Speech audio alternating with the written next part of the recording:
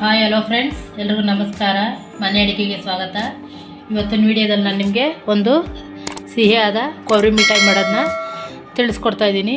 ಎಲ್ರಿಗೂ ಕೂಡ ತುಂಬಾ ಇಷ್ಟ ಆಗುತ್ತೆ. ಕೊಬ್ಬರಿ ಮಿಠಾಯಿ ಅಂದರೆ ನಾವೆಲ್ಲ ಅಂಗಡಿಗಳಲ್ಲಿ ತೊಗೊಂಡು ತಿಂತಾಯಿದ್ದೋ, ಆದರೆ ಈಗ ಮನೆಯಲ್ಲೇ ಮಾಡಿ ಕೂಡ ತಿನ್ಬೋದು. ಸಿಂಪಲ್ಲು, ಬೇಗನೆ ಕೂಡ ಮಾಡ್ಕೋಬೋದು. ಮಕ್ಕಳು ಕೂಡ ತುಂಬಾ ಇಷ್ಟ ಆಗುತ್ತೆ. ಸ್ನ್ಯಾಕ್ಸ್ ಟೈಮ್ಗೆಲ್ಲ ಕೊಟ್ಕೊಳಿಸ್ಬೋದು. ಸಂಜೆ ಟೈಮ್ ಬಂದಾಗೂ ಮಕ್ಕಳು ತಿಂಡಿ ಕೇಳಿದಾಗ ಈ ಥರ ಮಿಠಾಯಿನ ಕೊಡ್ಬೋದು. ಮನೆ ಸ್ಟೋರ್ ಮಾಡಿ ಇಟ್ಕೊಂಡಿದ್ರೆ ಕೊಡ್ಬೋದು. ಬನ್ನಿ, ಇದಕ್ಕೆ ಏನೇನು ಪದಾರ್ಥಗಳು ಬೇಕು ಅಂತ ತಿಳ್ಕೊಳ್ಳೋಣ. ಅದಕ್ಕಿಂತ ಮೊದಲು ಯಾರು ನಮ್ಮ ಚಾನಲ್ನ ಸಬ್ಸ್ಕ್ರೈಬ್ ಆಗಿಲ್ವೋ ಅವರು ಪ್ಲೀಸ್ ಸಬ್ಸ್ಕ್ರೈಬ್ ಮಾಡ್ಕೊಳ್ಳಿ. ಈಗ ಕೊಬ್ಬರಿ ಮಿಠಾಯಿ ಆಗಿರೋದ್ರಿಂದ ನಾನು ಮೊದಲಿಗೆ 2 ಕೊಬ್ಬರಿನ ತೊಗೊಂಡಿದ್ದೀನಿ.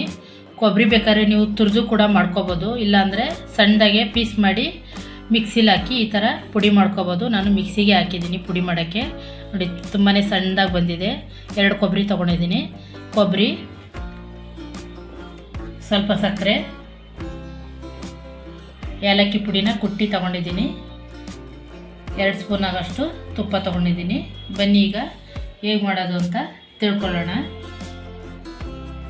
ಬನ್ನಿ, ಈಗ ನಾನು ಒಂದು ಬಾಣಲಿ ಇಟ್ಟಿದ್ದೀನಿ ನಾನ್ ಸ್ಟಿಕ್ದು. ಇದಕ್ಕೆ 1 ಟೇಬಲ್ ಸ್ಪೂನ್ ಆಗೋಷ್ಟು ತುಪ್ಪ ಹಾಕ್ತಾಯಿದ್ದೀನಿ. ತುಪ್ಪ ಕರಗಿದ್ಮೇಲೆ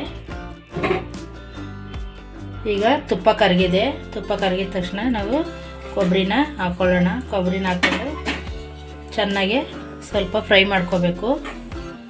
ಈ ರೀತಿ ಎಲ್ಲನೂ ಫ್ರೈ ಮಾಡ್ಕೊಂಡದು ಎಣ್ಣೆ ಅಂಶ ಎಲ್ಲ ಬಿಡುತ್ತೆ. ಇದರಲ್ಲೂ ಕೂಡ ಎಣ್ಣೆ ಅಂಶ ಇರುತ್ತೆ. ಕೊಬ್ಬರಿಲಿ ಮಾಡ್ತಾ ಇರೋದ್ರಿಂದ ಎಣ್ಣೆ ಅಂಶ ಇರುತ್ತೆ.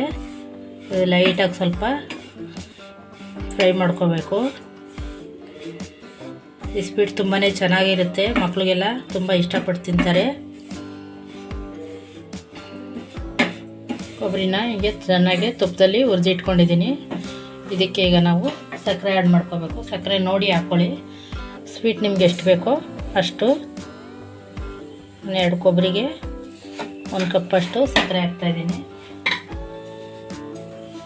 ತುಂಬ ಸ್ವೀಟ್ ಬೇಕು ಅನ್ನೋಂಗಿದ್ರೆ ಜಾಸ್ತಿ ಸಕ್ಕರೆ ಹಾಕ್ಕೋಬೋದು. ಒಂದು ಮೀಡಿಯಮಲ್ಲಿ ಇರಲಿ ಅಂತ ಇಷ್ಟು ಹಾಕ್ತಾಯಿದ್ದೀನಿ. ಇದು ಚೆನ್ನಾಗಿ ಕರಗ್ತದೆ ಬಿಸಿಗೇನೆ. ಈಗಲೇ ನಾವು ಏಲಕ್ಕಿ ಪುಡಿನೂ ಹಾಕ್ಕೊಳ್ಳೋಣ.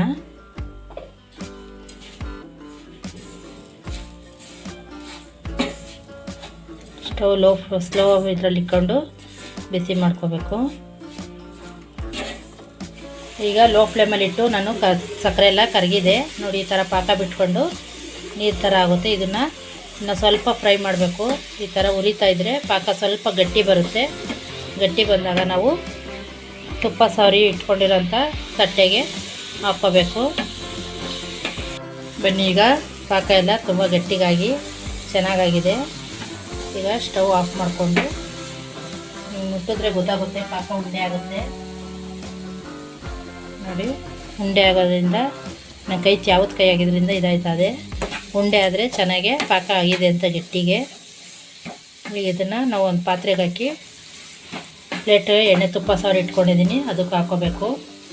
ನಾನೀಗ ತಟ್ಟೆಗೆ ತುಪ್ಪನ ಸವರಿ ಇಟ್ಕೊಂಡಿದ್ದೀನಿ. ಅದಕ್ಕೆಲ್ಲನೂ ಹಾಕ್ಕೋತಾ ಇದ್ದೀನಿ.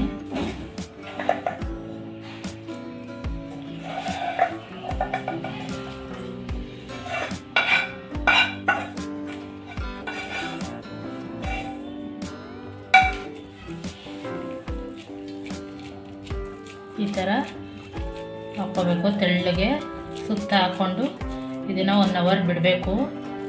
ಇದು ಚೆನ್ನಾಗಿ ಸೆಟ್ ಆದಮೇಲೆ ಕಟ್ ಮಾಡ್ಕೋಬೇಕು. ನೋಡಿ, ಈಗ ತಟ್ಟೆಗೆಲ್ಲ ಈ ಥರ ಹಾಕಿ ಡ್ರೈ ಆಗಕ್ಕೆ ಬಿಟ್ಟಿದ್ದೀನಿ. ಈ ಥರ ಎಲ್ಲ ತಟ್ಟಿ ಸಮವಾಗಿ ತಟ್ಟಿ ಮಡಿಕೊಂಡ್ರೆ 1 ಅವರ್ ಅಥವಾ 2 ಅವರ್ ಬಿಡಬೇಕು. ನಾನು ಮ್ಯಾಕ್ಸಿಮಮಿಗೆ 2 ಅವರ್ ಬಿಡ್ತೀನಿ. ಇದು ತುಂಬ ಚೆನ್ನಾಗಿ ಡ್ರೈ ಆದರೆ ನಮಗೆ ಕಟ್ ಮಾಡೋಕ್ಕೂ ಕೂಡ ಈಸಿ ಆಗುತ್ತೆ. ಇದು ಸ್ವಲ್ಪ ಡ್ರೈ ಆಗಲಿ, ಅಲ್ಲಿವರೆಗೂ ಹೀಗೆ ಇರಲಿ, ಆಮೇಲೆ ಕಟ್ ಮಾಡೋಣ. ಬನ್ನಿ ಫ್ರೆಂಡ್ಸ್, ಕೊಬ್ಬರಿ ಮಿಠಾಯಿ 2 ಅವರು ಡ್ರೈ ಆಗಕ್ಕೆ ಬಿಟ್ಟಿದ್ದೆ. 2 ಅವರ್ ಆದಮೇಲೆ ಈ ರೀತಿ ಸಣ್ಣ ಸಣ್ಣದಾಗಿ ನಮ್ಗೆ ಯಾವ ಶೇಪಲ್ಲಿ ಬೇಕೋ ಆ ಥರ ಶೇಪಲ್ಲಿ ಕಟ್ ಮಾಡ್ಕೋಬೋದು. 1 ಕೊಬ್ಬರಿ ಇದ್ದರೆ ಸಾಕು, ಮನೆ ಜನ ಎಲ್ಲ ತಿನ್ಬೋದು. ತುಂಬಾ ಚೆನ್ನಾಗಿರುತ್ತೆ. ಬೇಜಾರಾದಾಗಂತೂ ಏನಾದ್ರು ತಿನ್ನಬೇಕು ಅಂದಾಗ ಈ ಥರ ಮಾಡಿಕೊಂಡು ಇಟ್ಕೊಂಡಿದ್ರೆ, ಸ್ಟೋರ್ ಮಾಡಿ ಇಟ್ಕೊಂಡಿದ್ರೆ ಕೊಬ್ಬರಿ ಮಿಠಾಯಿ ಅಂತೂ ಸಿಗುತ್ತೆ. ಮೊದಲೆಲ್ಲ ಅಂಗಡಿಲೆಲ್ಲ ಹೋಗಿ ತಗೋ ತಿಂತಾಯಿದ್ದು. ಅದು ಈಗ ನಾವೇ ಮನೇಲೂ ಮಾಡ್ಕೋಬೋದು. ಫ್ರೆಶ್ಶಾಗಿ ಕೂಡ ಇರುತ್ತೆ. ಓಕೆ, ಈ ರೆಸಿಪಿ ನಿಮ್ಗೆ ಇಷ್ಟ ಆಗಿದ್ದರೆ ಒಂದು ಲೈಕ್ ಮಾಡಿ, ಶೇರ್ ಮಾಡಿ, ಸಬ್ಸ್ಕ್ರೈಬ್ ಆಗೋದನ್ನ ಮರಿಬೇಡಿ ಫ್ರೆಂಡ್ಸ್. Thank you. ನೆಕ್ಸ್ಟ್ ವೀಡಿಯೋದಲ್ಲಿ ಸಿಗೋಣ.